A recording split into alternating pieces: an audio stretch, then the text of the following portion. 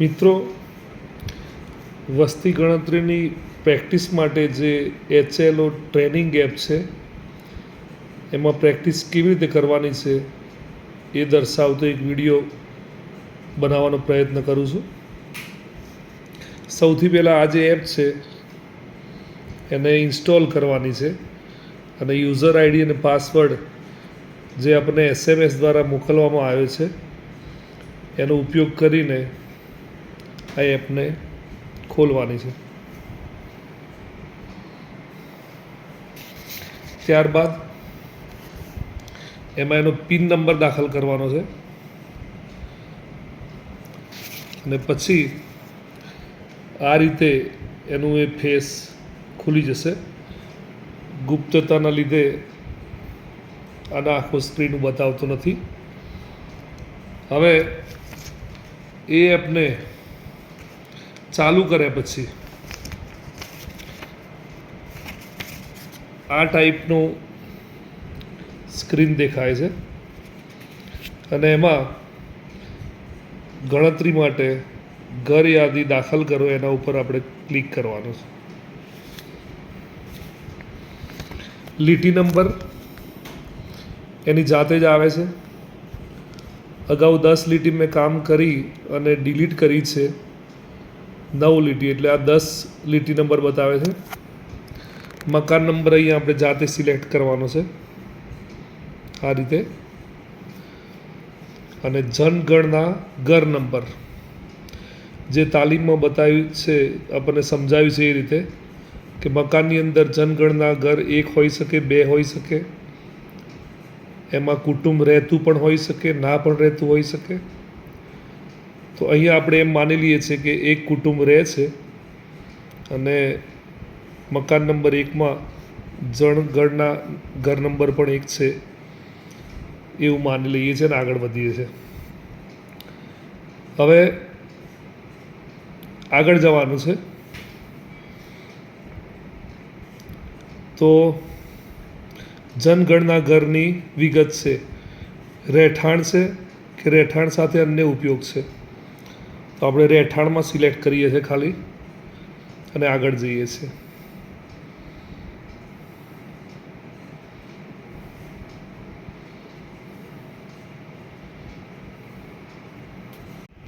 જો એની સ્વગણતરી કરવામાં આવી હોય તો અહીંયા નંબર દાખલ કરવાનો છે, નહીં તો આને સ્કીપ કરવાનું છે ને આગળ વધવાનું છે, ના કરીને આગળ. હવે ભોયતળિયામાં વપરાયેલ મુખ્ય સામગ્રી, તો આપણે અહીંયા ટાઇલ્સને સિલેક્ટ કરીને આગળ વધીએ છીએ.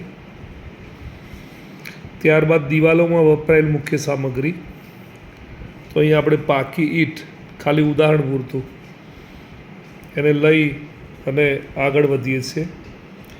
ત્યારબાદ છતમાં વપરાયેલ મુખ્ય સામગ્રી, એમાં આપણે કોન્ક્રીટ કરીને આગળ વધીએ છીએ. પાછળ પણ જઈ શકાય છે અને આગળ જવાય છે અને જરૂર જો ના હોય તો જમ્પ પણ થઈ શકે છે. દાખલા તરીકે કોઈ રહેઠાણવાળું ઘર નથી તો આ બધા એમાં જમ્પ કરી શકાય છે.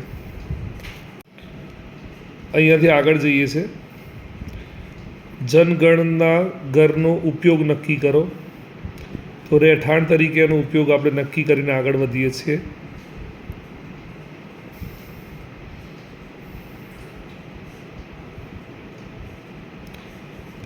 આ જનગણના ઘરની સ્થિતિ સારી, રહેવાલાયક કે ખંડીય, તો રહેવાલાયક સિલેક્ટ કરીને આગળ વધીએ છીએ. કુટુંબ નંબર પણ ઓટોમેટિક જનરેટ થઈ જતો હોય છે અનુક્રમ પ્રમાણે. આ કુટુંબમાં સામાન્ય રીતે કુલ કેટલી વ્યક્તિઓ રહે છે એની સંખ્યા લખવાની છે અહીંયા. તો આપણે 4 લખીએ છીએ ઉદાહરણ માટે. કુટુંબના મુખ્ય માણસનું નામ ABC લખીએ ખાલી, અથવા તો X લખીએ અને આગળ વધીએ. નામ દાખલ કરવાનું કહે છે, ABC લખીએ અને આગળ વધીએ. માત્ર ગુજરાતી અક્ષરમાં છે તો ગુજરાતીમાં અ, બ, ક, ડ એમ લખીને આગળ વધવાનો ટ્રાય કરીએ. ઓકે. જાતિ, કુટુંબમાં મુખ્ય જે વ્યક્તિ છે એની જાતિની વાત છે તો પુરુષ લખીએ છીએ આપણે. અનુસૂચિત જાતિ, જનજાતિ કે અન્ય તો અન્યમાં જઈએ છે. આ મકાન માલિકીનો દરજ્જો છે તો એમાં 1 નંબર આપીએ છીએ.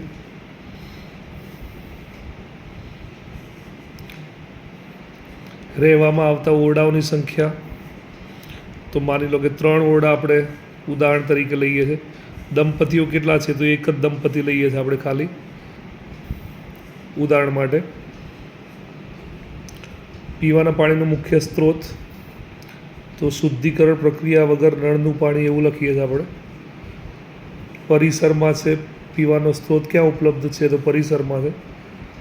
પ્રકાશનો મુખ્ય સ્ત્રોત વીજળી છે એવું કરીને આગળ વધીએ. શૌચાલય ખાસ કરીને ફક્ત કુટુંબના ઉપયોગ માટે. આ બધું ફક્ત એક્ઝામ્પલ છે, ઉદાહરણ છે. શૌચાલયનો પ્રકાર સેપ્ટિક અહીંયા સિલેક્ટ કરીએ. પાઇપવાળી ગટર વ્યવસ્થા કે અન્ય પદ્ધતિ.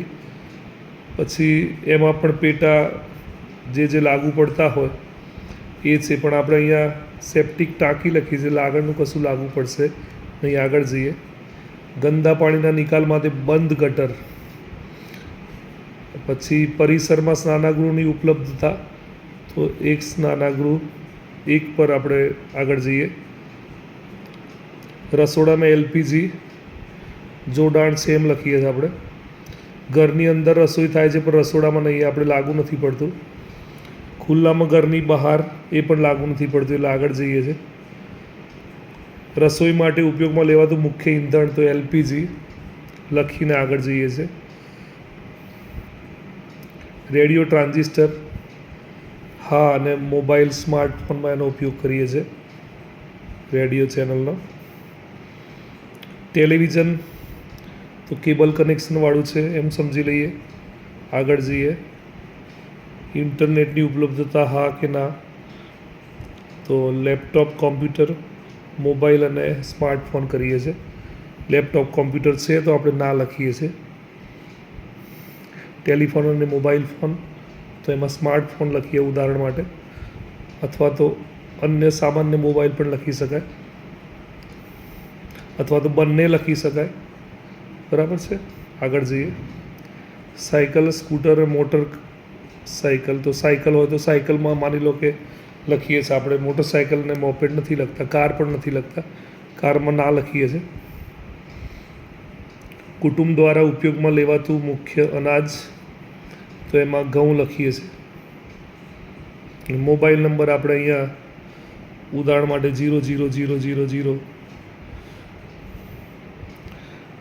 અહીંયા નથી લેતું તો આપણે એને ગુપ્ત રાખીને કોઈ પણ મોબાઈલ નંબર અહીંયા ડાયલ કરીને આગળ વધીએ છીએ તો અહીંયા આખી સમગ્ર એનું જવાબોની સમીક્ષા આવે છે. બધા જ પ્રશ્નોમાં આપણે જે જવાબ લખ્યા એ આવે છે.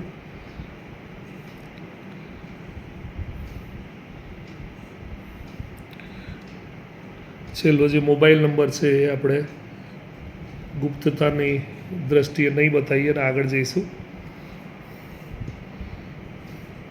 તો આટલું કામ કર્યું એટલે એની ગણતરી પૂરી થાય છે ને હવે પાછું મુખ્ય ઇન્ટરફેસ આવ્યું એટલે હવે એને અહીંયા આપણે ઘર પસંદ કરીએ.